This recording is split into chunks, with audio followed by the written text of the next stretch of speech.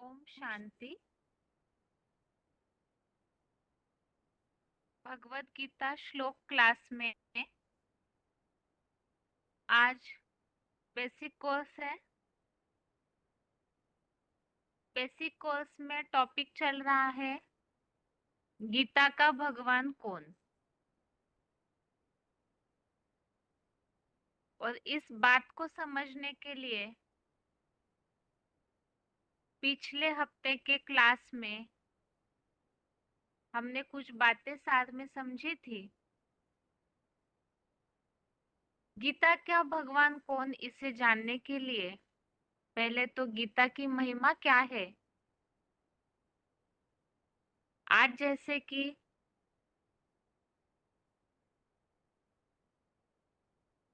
जो भौतिकता से प्रभावित पीढ़ी है, जो समय है गीता अभी का, इस समय के बावजूद गीता का जो महत्व है भगवान वाच के रूप में सब मानते हैं। और इसके अलावा ये एक ऐसी रचना है जिसका भूतकाल में भी महत्व रहा। अंतरराष्ट्रीय स्तर पर भी कई ऐसे विचारक हैं जिन्होंने गीता पर स्टडी किया है।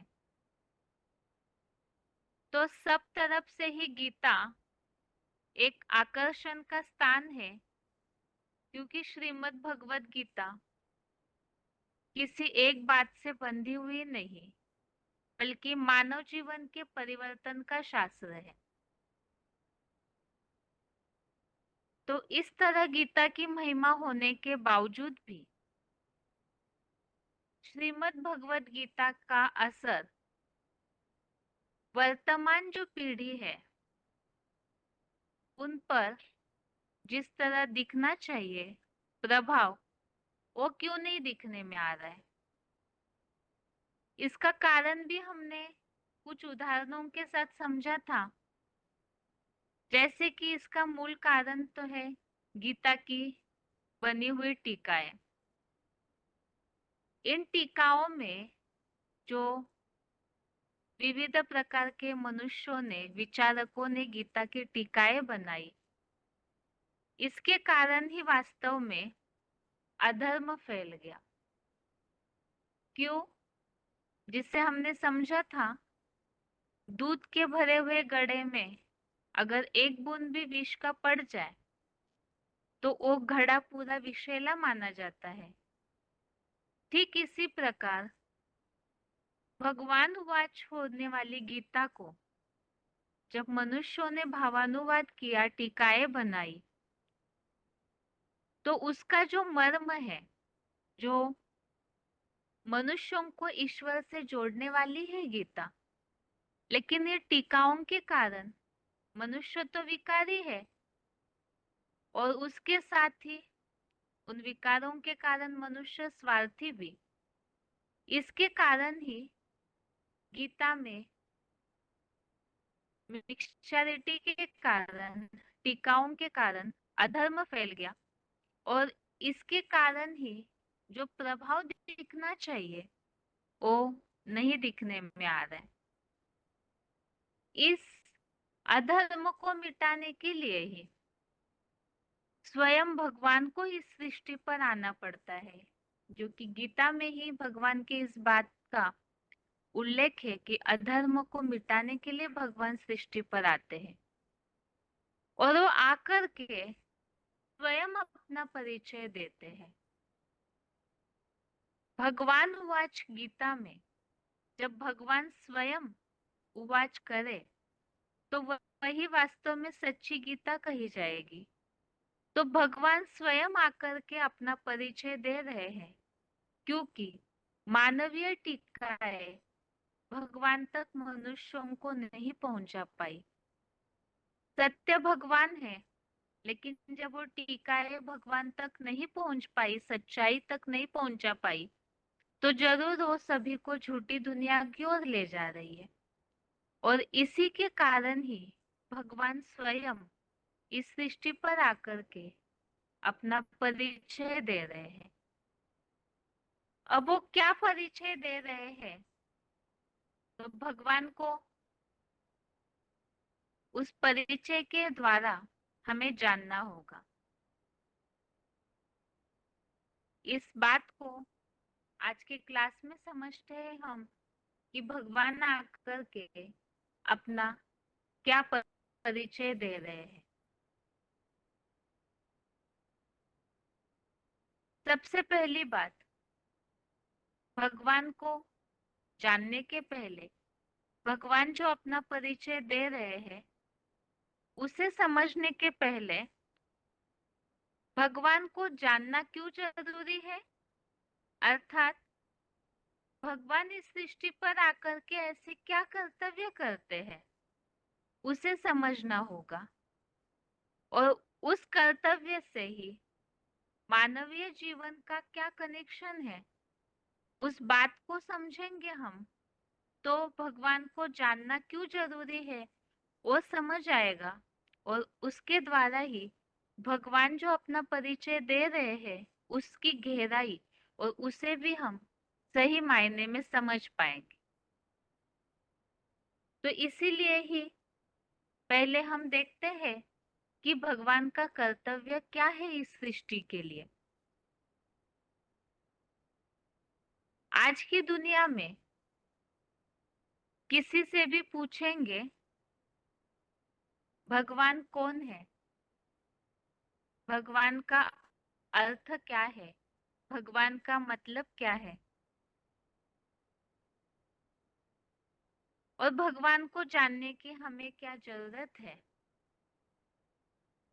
इन सब बातों के लिए आज का जो समाज है और ज्यादातर जो भी वर्तमान नई पीढ़ी है उसमें किसी के भी पास इस बात का सही उत्तर नहीं है। सही अगर बात देखें तो आज कोई भी भगवान को जानना ही नहीं चाहता है। क्यों? इसका कारण तो बिल्कुल स्वाभाविक है, विज्ञान।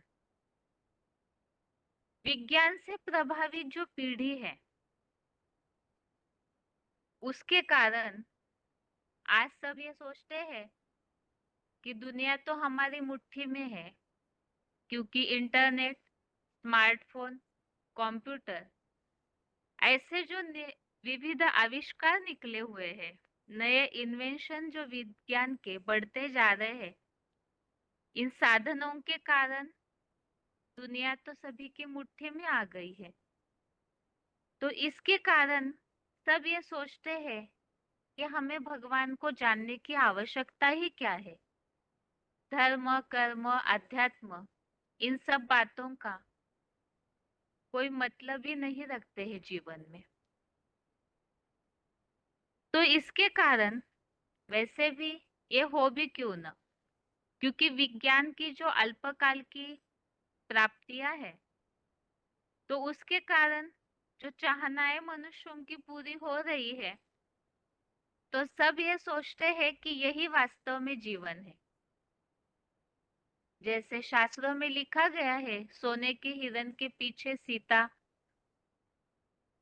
ने पूरा रामायण युद्ध हुआ। तो इसी तरह से यहाँ इस बात का महत्व न समझने के कारण आज की पीढ़ी विज्ञान से पूरी तरह प्रभावित है। अब इसके कारण ही, और ये हो भी क्यों ना, जो आज की दुनिया नास्तिक बनते जा रही है, इसका मूल कारण क्या है? क्योंकि शास्त्र शास्त्रों में जो बातें वैरायटी प्रकार की डाली गई है, तो उन झूठी बातों के कारण मनुष्यों को गुमराह किया जा रहा है। अब ऐसे में जब वास्तविक समाधान नहीं मिलता है तो उसके कारण ही जो मानवीय समाज है वो नास्तिक बनता हुआ नजर आ रहा है। क्योंकि जब उनके प्रश्नों का समाधान ही नहीं मिला तो फिर आस्था कैसे बैठेगी? शास्त्रों में इतनी जो वैरायटी बातें, कथानक, दंत कथाएं बढ़ाई गई है, बताई जाती है, तो उसके कारण ही सब गुमराह हो रहे हैं। तो इसके कारण आस्था नहीं बैठ रही है। तो ये जो दुनिया नास्तिक बन रही है, इसके पीछे का मूल कारण क्या है? इसका कारण है गीता का भगवान कौन, और गीता के भगवान का वास्तविक कर्तव्य क्या है, वे इस सृष्टि पर क्यों आते हैं। इन सब बातों का सही समाधान न मिलने के कारण ही दुनिया नास्तिकता की ओर बढ़ रही है। और इसके कारण जब प्रश्नों का समाधान नहीं मिला, तो फिर उसका प्रभाव समाज पर दिखने में आ रहा है। और समाज पर प्रभाव क्या है?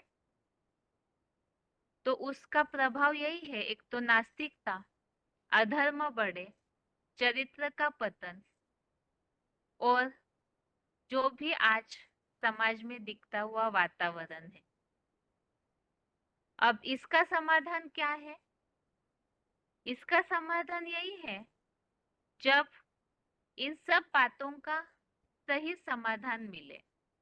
जो अभी अभी प्रश्न किए कि गीता का भगवान कौन है, उनका वास्तव में इस सृष्टि के प्रति वास्तविक कर्तव्य क्या है, वो इस सृष्टि पर क्यों आते हैं, और मनुष्यों का ईश्वर को जानना क्यों जरूरी है। तो इन सब बातों का जब सही उत्तर मिले, तो जो अनेक धर्म पनप रहे हैं वो पनपेंगे ही नहीं, सब मिलकर के एक हो जाएंगे। क्यों? क्योंकि जब इसकी वास्तविकता सब समझेंगे कि ये जो मनुष्यों के शरीर अलग धर्म, अलग जातियों में बटे हुए हैं, ये क्यों बटे, इन सब का जो मालिक है वो एक है, तो कौन है, इन सब बातों का समाधान जब मिल जाएगा, तो फिर ये जो अनेक धर्म जातियों में बढ़ गया है मानवीय समाज, वो बटेगा नहीं। और जब सब एक हो जाएंगे, एकता स्थापित हो जाएगी, एक को पहचानने के कारण, तो जो आज विश्व अनेक समस्याओं से सामना कर रहा है, अनेक समस्याओं का, तो वो सबका कोई आगे प्रश्न ही निर्माण नहीं होगा। अब फिर प्रश्न आता है, आखिर इन सब प्रश्नों का समाधान कौन देगा? तो देखते हैं इन सब प्रश्नों का समाधान देने के लिए कौन समर्थ है।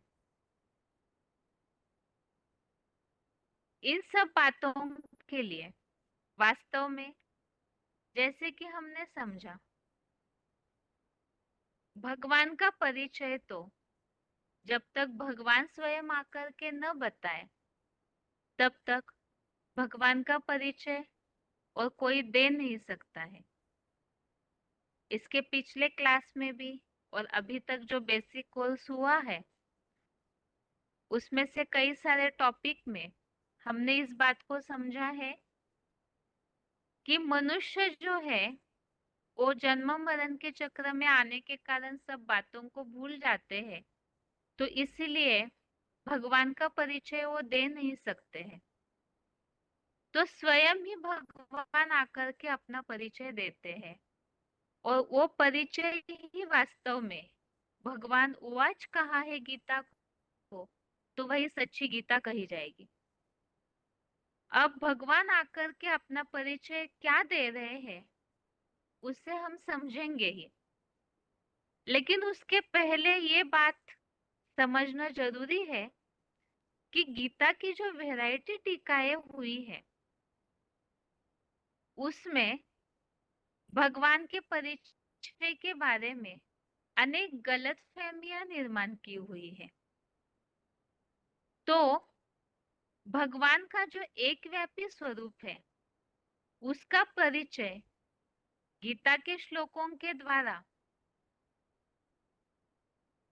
किस तरह से मिलता है और इन टीकाओं के कारण जो गलतफहमियां निर्माण हुई है, तो वो क्या गलतफहमियां है उसे पहले हमें समझना होगा। और जिन गलतफहमियों को मिटाने के लिए ही भगवान को स्वयं इस सृष्टि पर आना पड़ता है। अब उसमें सबसे पहली बात तो है, भगवान को जानना है, किसी को भी जानना है, तो उनका पूरा नाम, रूप, देश, काल, गुण, धाम, सब बातों के बारे में हम जानकारी लेते हैं। इसी तरह से भगवान की जानकारी हमें लेनी है, भगवान का जो परिचय है उसे पाना है, तो इन सब बातों की जानकारी चाहिए। लेकिन भगवान के परिचय के बारे में गीता में जो उल्लेख है उसमें वैरायटी प्रकार की बातें आई हुई है। हम इस बात को समझ रहे हैं, भगवान तो अपना परिचय स्वयं देते हैं, लेकिन भगवान इस सृष्टि पर आने का मूल कारण है जो अधर्म फैला है। तो गीता की टीकाओं ने क्या गलतफहमी निर्माण की है, जिस गलतफहमी को मिटाने के लिए भगवान को इस सृष्टि पर आना पड़ता है, उसे समझने के लिए ही पहले हमें उन गलतफहमियों को समझना होगा।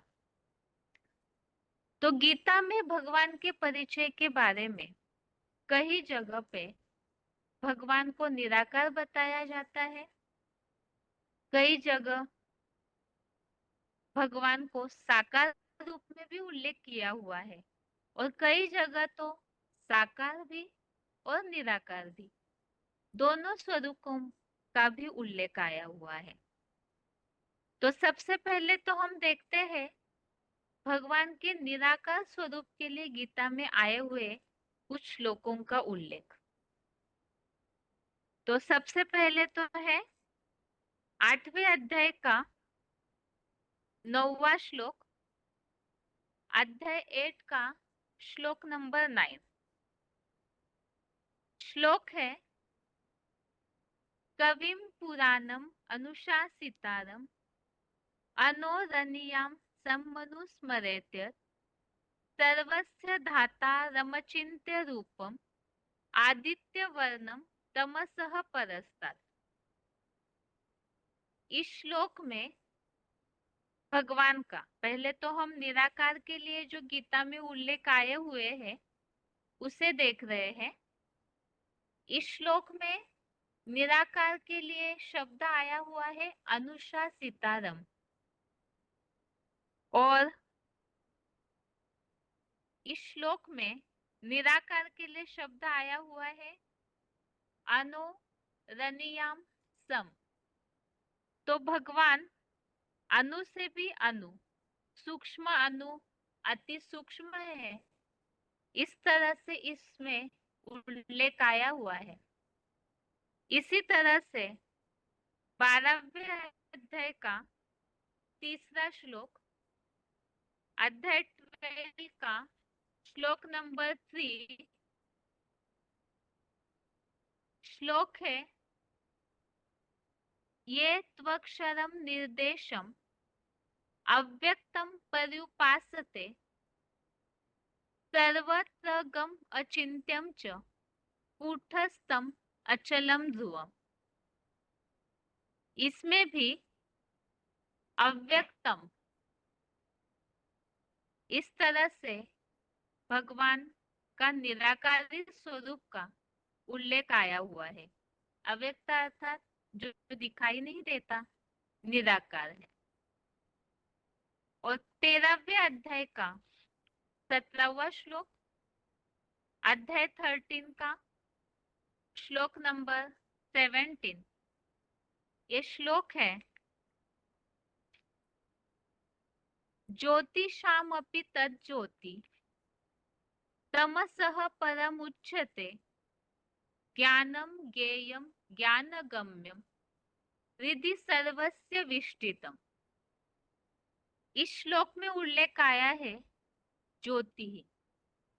अर्थात जैसे कि सर्व आत्माओं का पिता, इस टॉपिक में परम पिता का परिचय लेते समय हमने समझा था कि परम पिता का जो निराकार स्वरूप है, जो ज्ञान की रोशनी से भरपूर है, तो उसके लिए ही ज्योति ही इस तरह से उल्लेख आया हुआ है, जो कि अंधकार से परे है, तो वो ज्योति है। तो ये भी निराकार स्वरूप के लिए आया हुआ शब्द का उल्लेख है।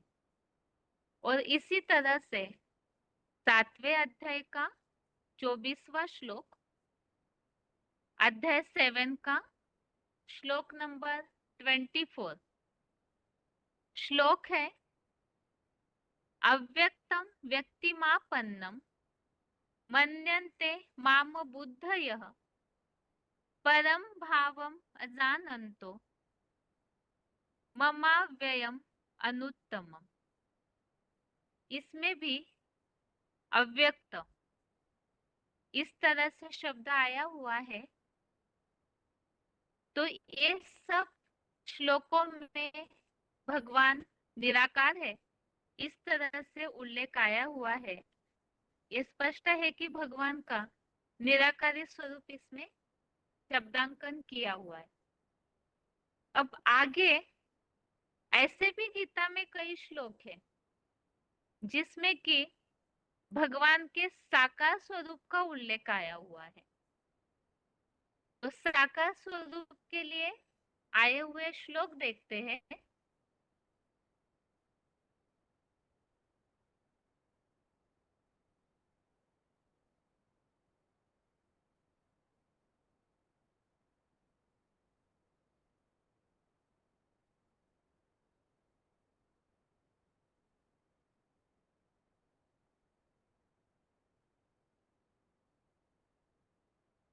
तो इसमें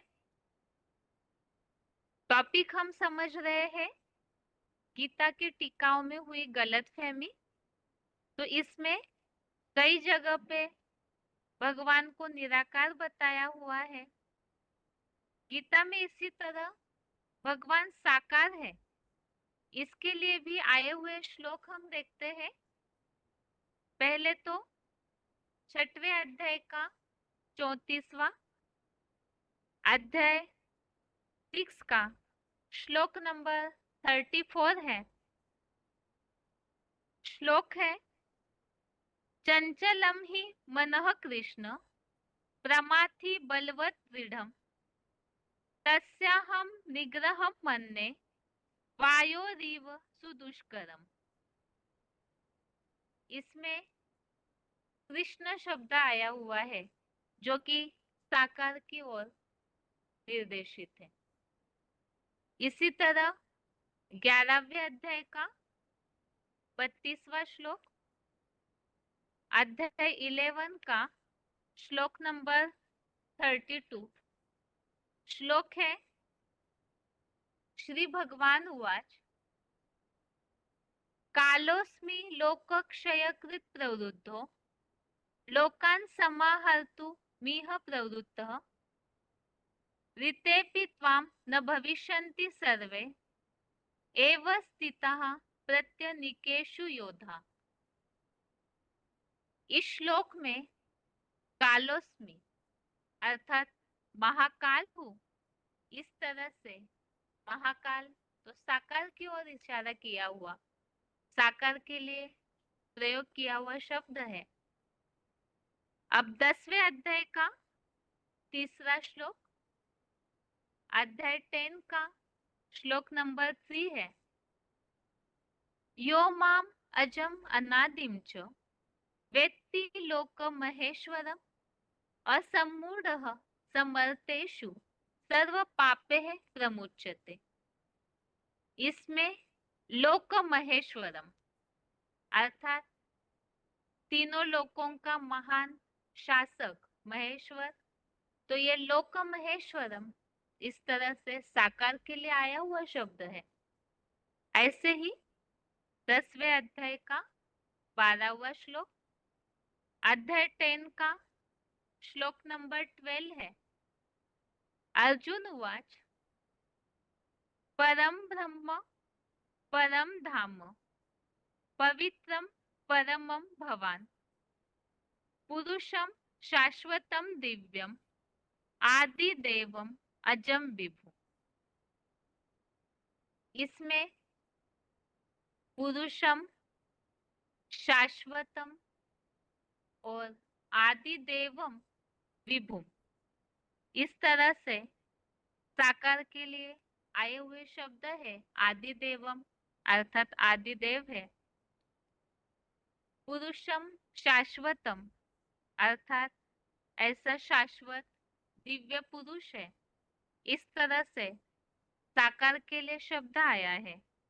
ऐसे ही 10वें अध्याय का 15वां अध्याय 10 का श्लोक नंबर 15 श्लोक है स्वयमेवात्मनात्मानं वेत्थ त्वं पुरुषोत्तम भूत भावन भूतेश देव देव जगतपते। इसमें साकार के लिए शब्द आया है भूतेश देव देव जगतपते अर्थात ही वो सारे जगत का पति जगदीश्वर है, देवाधिदेव है। इस तरह से भूतेश देव देव जगतपते उल्लेख आया है। ऐसे ही दूसरे अध्याय का 9वां श्लोक अध्याय 2 का श्लोक नंबर 9 है। श्लोक है संजय उवाच एवं उक्त्वा ऋषिकेशं गुडाकेशः परन्तप न योत्स्य इति गोविंदम उक्त्वा तूष्णीम बभूवः। इसमें ऋषिकेशम इसके लिए भगवान के लिए साकार के लिए आया हुआ शब्द है। तो इन सब श्लोकों से जैसे पहले निराकार के लिए हमने श्लोक देखे और इन सब श्लोकों में कृष्ण कालोस्मि अर्थात महाकाल हूँ, लोक महेश्वरम अर्थात तीनों लोकों का शासक महेश्वर, पुरुषम शाश्वतम अर्थात शाश्वत पुरुष हूँ, आदि देवम आदि देव हूँ। ऐसे ही भूतेश देव देव जगतपते ऐसा उल्लेख आया है। और ऋषिकेशम अर्थात ऋषिकेश ये सब शब्द साकार के लिए प्रयोग किए हुए हैं। तो ये सब श्लोकों से तो ये स्पष्ट है कि भगवान साकार है। अब जैसे कि हम समझे शुरू में गीता में अलग अलग प्रकार के उल्लेख है भगवान के रूप के लिए। एक तरफ निराकार के रूप में, अव्यक्त के रूप में, ज्योति के रूप में उल्लेख, तो इन श्लोकों में साकार के रूप में। अब तीसरी जगह भगवान के दोनों स्वरूपों का भी उल्लेख आया हुआ है। तो अब वो श्लोक हम देखते हैं जिसमें भगवान निराकार और साकार ऐसे श्लोकों से प्रतीत होते हैं। तो वो श्लोक है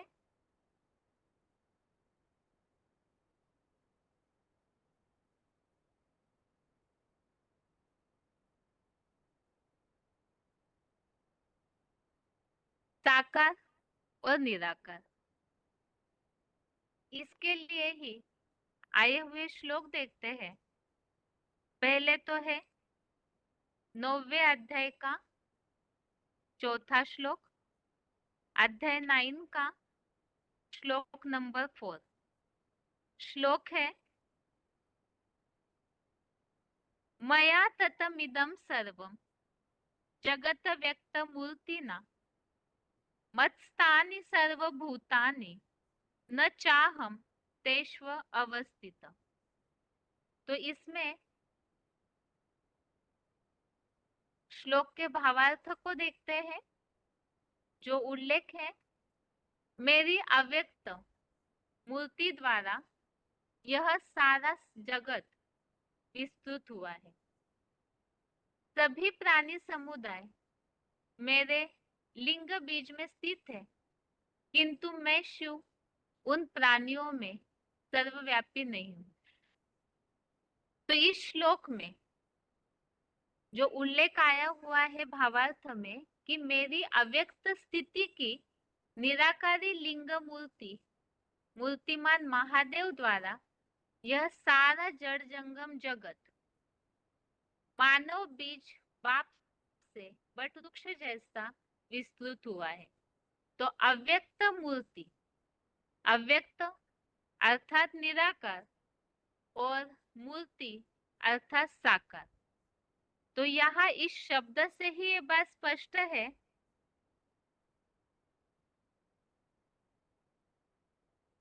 इसमें ये बात स्पष्ट है कि साकार भी है और निराकार भी है।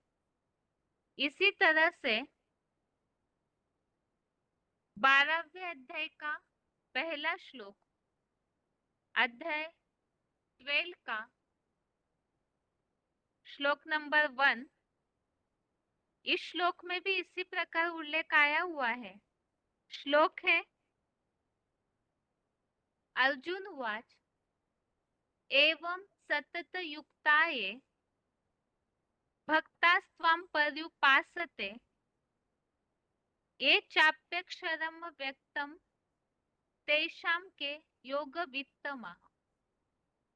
अर्थात सदा योग युक्त हुए ऐसे जो भक्तजन साकार सौम्य रूप आपकी तन मन धनादि संबंधादि सब प्रकार से उपासना करते हैं और जो अविनाशी अदृष्ट निराकार शिव ज्योति को भी सदा याद करते हैं, उन सगुण निर्गुण उपासियों में कौन योग के मर्म को अधिक जानते हैं। तो इसमें अर्जुन जो भगवान से पूछ रहे हैं कि एक तरफ जो भक्तजन आपके साकार स्वरूप की उपासना करते हैं और दूसरी तरफ यहाँ निराकार है, इस तरह से साकार या निर्गुण कौन सी उपासना के मर्म को अधिक जानते हैं। तो अर्जुन के इस प्रश्न में स्पष्ट किया है कि भगवान का दो रूप इस श्लोक में उल्लेखित है, एक तो सगुण अर्थात साकार और एक निर्गुण अर्थात निराकार। तो इन सब श्लोकों के उल्लेख से ये बात स्पष्ट है कि गीता में अलग अलग प्रकार के उल्लेख आए हुए हैं।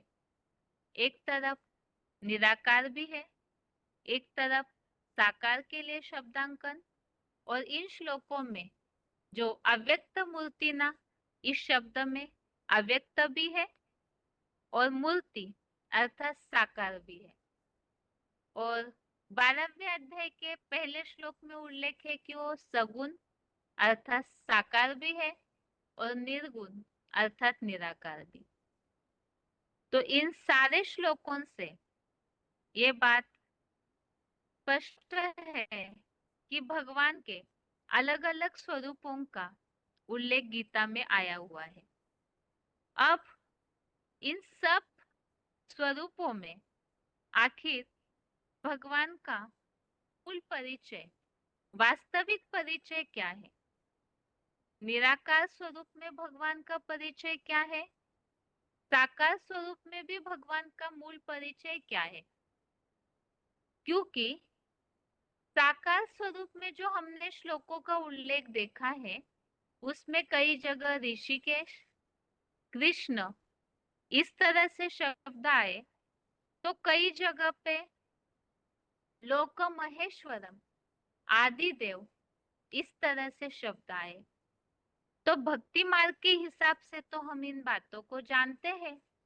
कृष्ण, ऋषिकेश ये अलग व्यक्तित्व शास्त्रों में उल्लेखित है और महेश्वर आदि देव के रूप में अलग व्यक्तित्व अर्थात शंकर के लिए दिखाया जाता है। तो आखिर साकार स्वरूप में भी भगवान का वास्तविक स्वरूप कौन सा है? और इन दोनों का सम्मिलित स्वरूप क्या है। तो इन सब उल्लेखों के आधार से जब तक स्पष्टता नहीं होती है तब तक भगवान का इन सब बातों से जो वास्तविक स्वरूप है वो क्लियर नहीं हो पाया। इसी के कारण ही, इन उलझनों के कारण ही समाज कहीं ना कहीं नास्तिकता की ओर बढ़ गया है। क्योंकि भगवान को जान के उनसे संबंध जोड़ेंगे तब प्राप्ति होगी, और समाज एक सूत्र में भी तब बंधेगा जब अपने पिता का मूल परिचय जानेंगे। लेकिन ये न जानने के कारण ही अधर्म फैल गया। सबने अपने धारणाओं के आधार से सब कुछ बांट लिया। तो इस अधर्म को, इन सब गलतफहमियों को दूर करने के लिए ही भगवान इस सृष्टि पर आकर अपना स्वयं परिचय देते हैं कि आखिर उनका स्वरूप वास्तविक क्या है। तो क्या स्वरूप है, उसे हम भगवान जो वर्तमान समय में अपना स्वयं परिचय दे रहे हैं, तो उस परिचय के आधार से हम भगवान को अगले हफ्ते के कोर्स में समझेंगे। आज के लिए गीता के भगवान का टॉपिक यहाँ तक ही। आगे है 3 लोक के चित्र की रिवीजन।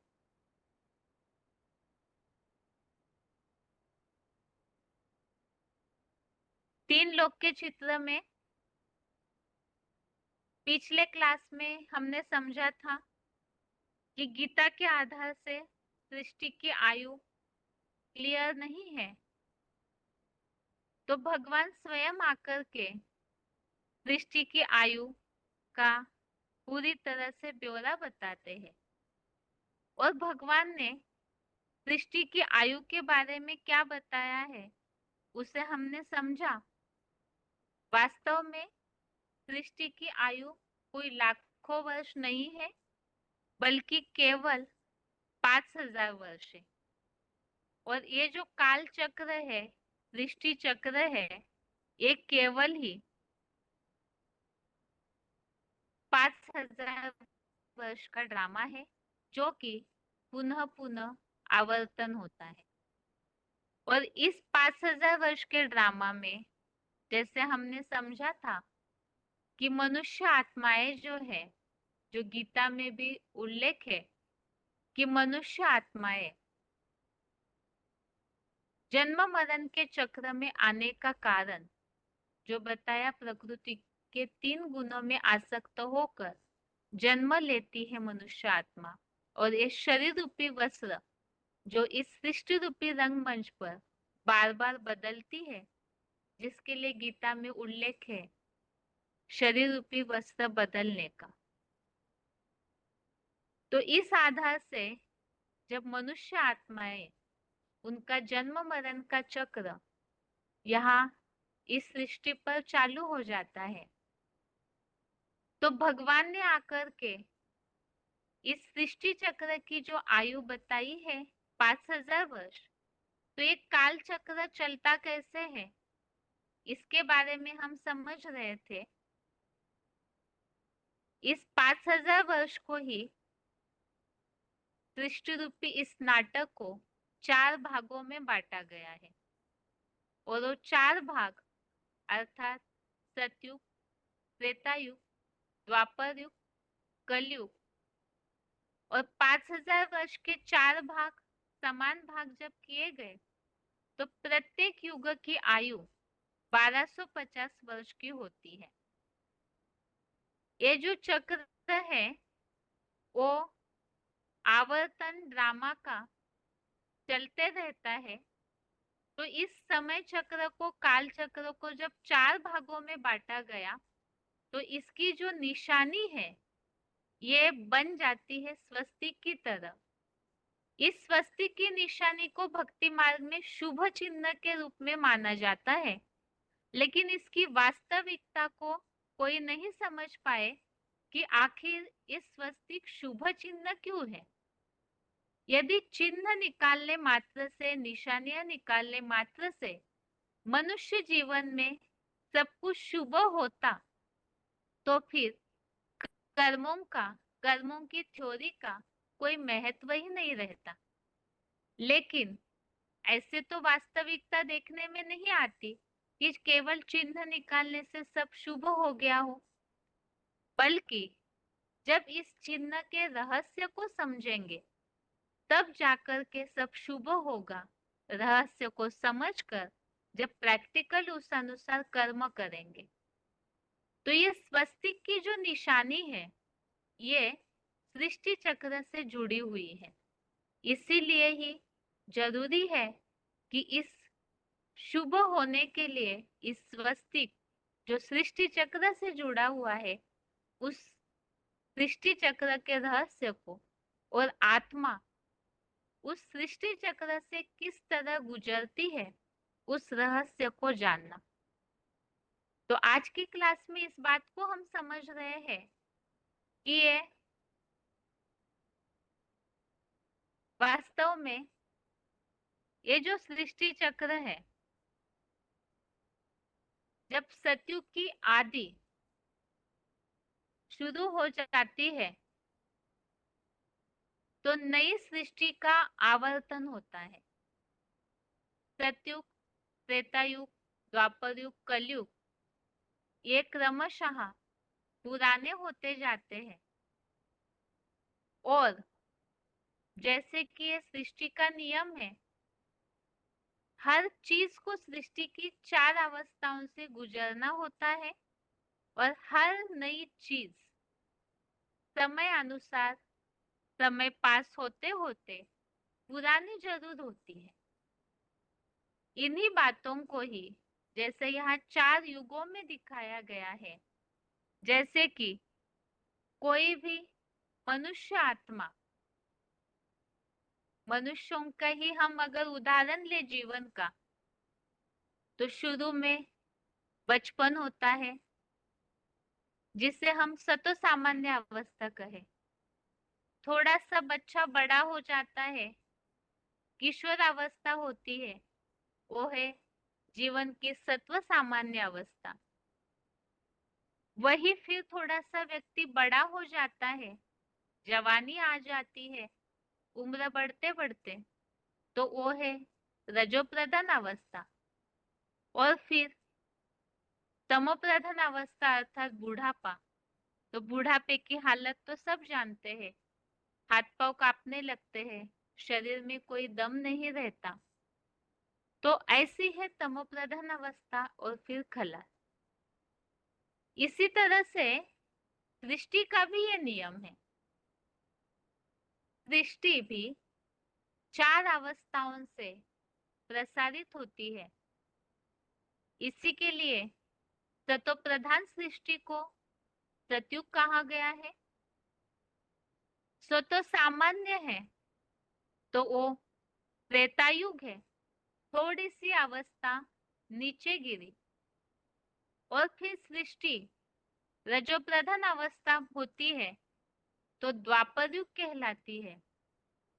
और तमो प्रधान अवस्था जब होती है सृष्टि की, तो वो कलयुग कहा जाता है। इस तरह से सृष्टि प्रसारित होते रहती है। जैसे कोई मकान है, ये भी सृष्टि रूपी मकान है। जब नया मकान बनता है तो बहुत सुखदायी होता है। जैसे जैसे उस मकान को यूज करते जाते हैं, जब पुराना हो जाता है तो दुखदाई होता है। और उस दुखदाई मकान की निशानी क्या होगी? छत से पानी टपकता रहेगा, मिट्टी झड़ती रहेगी, जमीन भी पूरी खराब हो जाती है। तो इस तरह से ये भी सृष्टि रूपी बेहद का विशाल मकान है। तो इस मकान की भी कलयुग की जो तामसी अवस्था, तमोप्रधान अवस्था होती है, तो ये मकान भी इसी तरह तमोप्रधान होके दुखदायी होता है। अब इन्हीं बातों को, जैसे कि सृष्टि 4 अवस्थाओं से गुजरती है, तो जैसे हम समझे थे इस बात को कि मनुष्य आत्माएं भी तो इस सृष्टि चक्र से जुड़ी हुई है। इसी सृष्टि चक्र में मनुष्य आत्माएं भी तो जन्म मरण के चक्र में आती है। जब नई सृष्टि का आवर्तन शुरू हो जाता है तो आत्माएं जो परम धाम से इस सृष्टि पर सतयुगी नई दुनिया में आती है। जब सारी ही आत्माएं नीचे उतर जाती है युगानुसार, तो फिर नीचे उतरने के बाद उन्हें वापिस जाने का रास्ता नहीं मिलता है। हर युग में आत्माएं काल क्रमानुसार नीचे उतरते जाती है, लेकिन वापिस जाने का उनको रास्ता नहीं पता। तो फिर एक बार उतरने के बाद वापिस नहीं जा सकते, तो यहाँ ही जन्म मरण के चक्र में आते रहती है। और जन्म मरण के चक्र में आते आते जब शरीर के द्वारा सुख भोगती है तो तामसी बन जाती है। इस बात को हमने गीता के श्लोक के आधार से इसके पहले भी समझा है कि 3 गुणों से प्रकृति के जो सत्व रज तम, इन 3 गुणों से प्रसारित होते होते आत्मा प्रकृति के गुणों में आसक्त हो जाती है। यही उसके जन्म का कारण है। तो ऐसे शरीर द्वारा सुख भोगते भोगते वो तामसी बन जाती है। तामसी बनने की निशानी क्या दिखने में आएगी?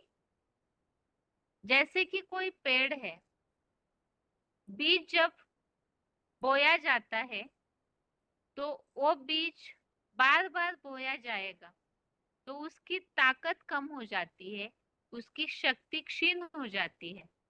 उसका रिजल्ट पेड़ में दिखाई देगा। कैसे?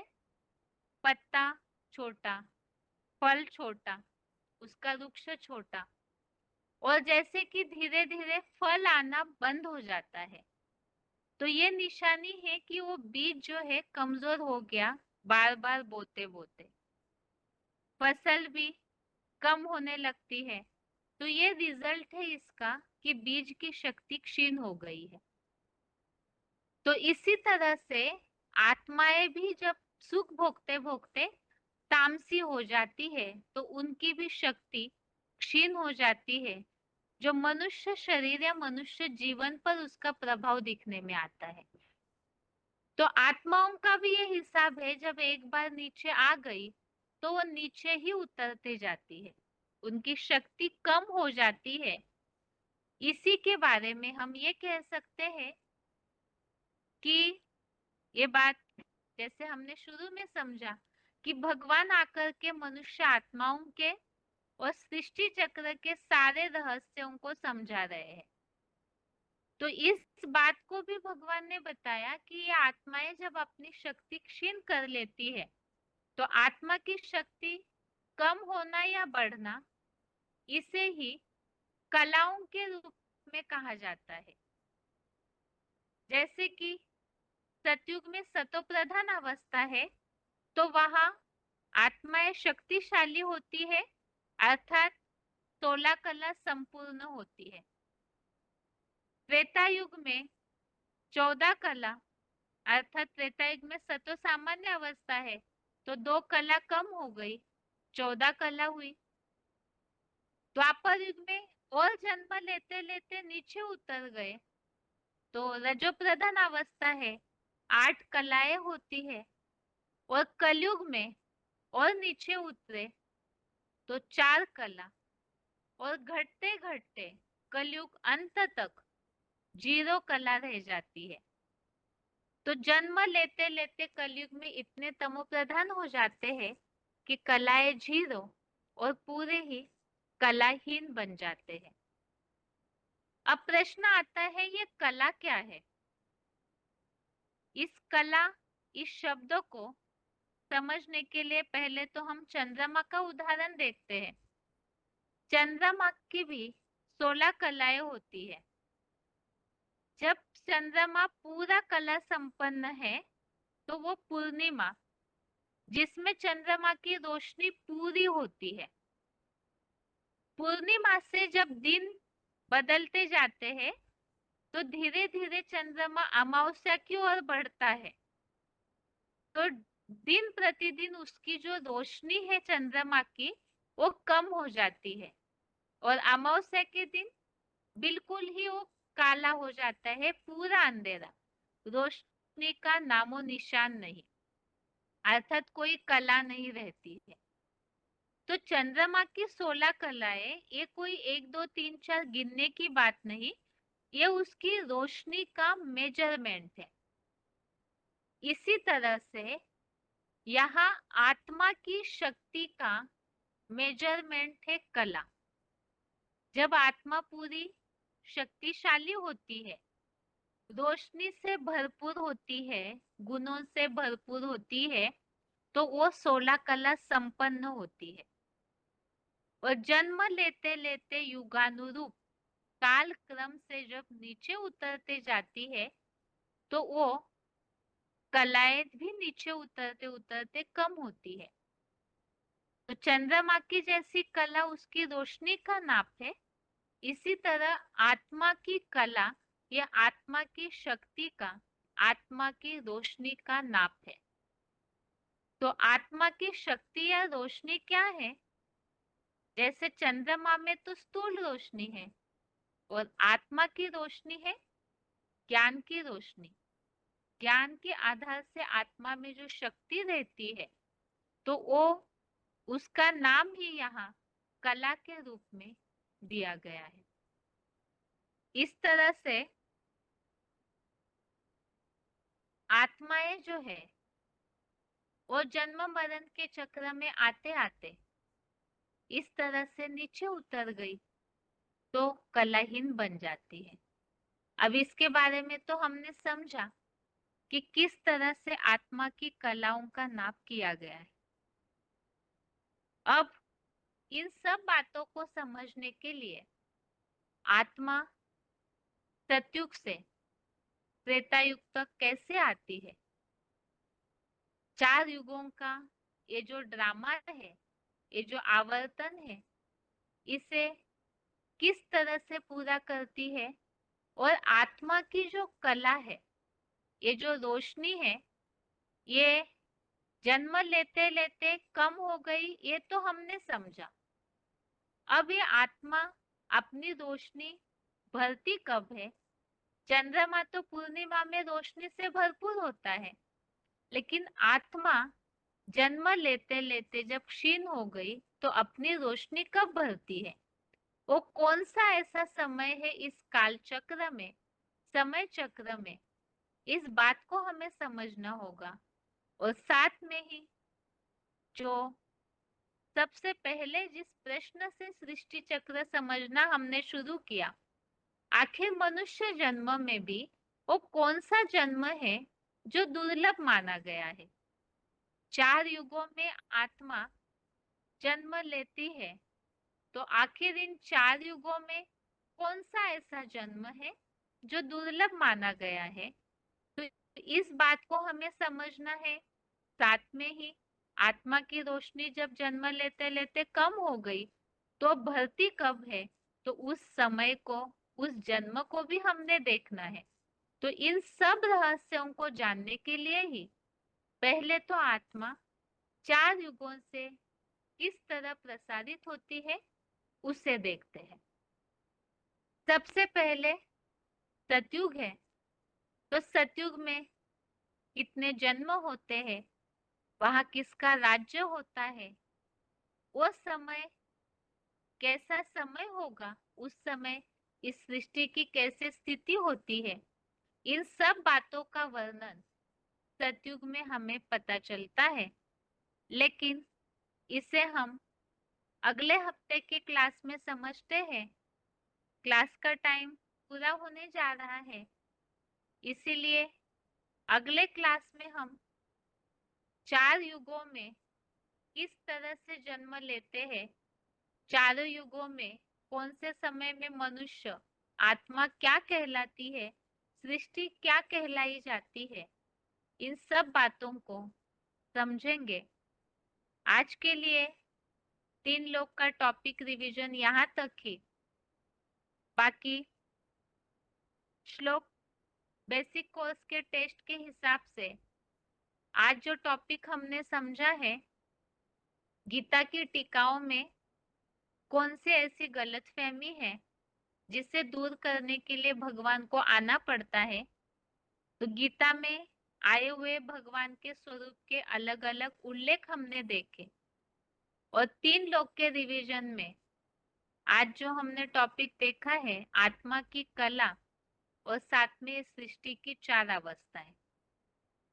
तो इस तरह से ये टेस्ट के हिसाब से टॉपिक होंगे।